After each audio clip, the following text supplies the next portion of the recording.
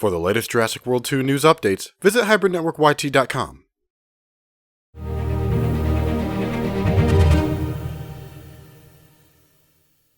What's up, watchers? Will here with your first Jurassic World video for the week. So, here we have our first team versus battle, where we pit the old raptors from the original Jurassic Park up against the trained raptors from Jurassic World's Ibris project. We got a lot to get through, so let's start with physical attributes. Now, essentially across the board, all the raptors have assumed the same statistics wherein they're all carnivorous, between 5'6" and 6 feet in height, can grow up to 16 feet in length, and all weigh about 330 pounds. So, unfortunately, there are not many discernible differences between them physically, other than the unique skin colors of the Ibris raptors that come with their specific DNA mixes, with a lot of them coming from birds and lizards. With that brief but helpful information known, we can move on to how they act. Now, the OG raptors seem to rely a lot more on stealth, as we know from the kitchen scene, and also explains why they don't talk as much. Although this doesn't mean they won't when they sense a threat. They also seem similar to other pack hunters, wherein sometimes other members of the pack will challenge the leader for the alpha position. But in the case of this trio, this is less so, as the big one was not afraid to kill 6 of the other raptors in the paddock to show her dominance.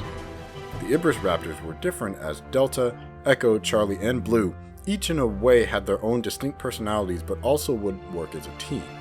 They also shift loyalty quickly with who they believe is the most powerful around them, as we saw in Jurassic World when they turned on Owen in favor of the Indominus.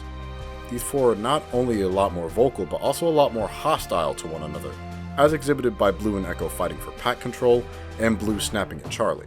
Blue, being the beta as well as the most aggressive in this situation, makes her the de facto leader in this case.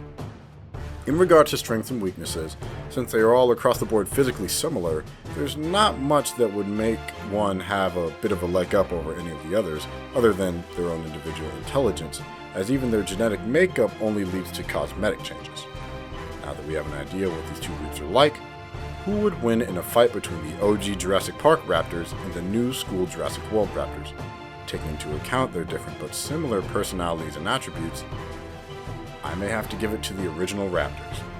Now, although the new school raptors are very well trained and work well as a team, they are also used to taking orders from someone else, and their more aggressive attitudes to one another mean there is still a power struggle evident when the alpha is not around. The two raptors with the big one fear her because they know she could on her own take out 6 other raptors, and she chose to spare the other 2. Also, the fact that the big one can accomplish that means that even with the 3 versus 4 disadvantage, it would not be that difficult for her to incapacitate at least 2 of the new raptors. Truly, she's the HBIC. But what do you think? Do you disagree? Let me know down in the comments below who you think would win, as well as any other topics you would want to see in this series.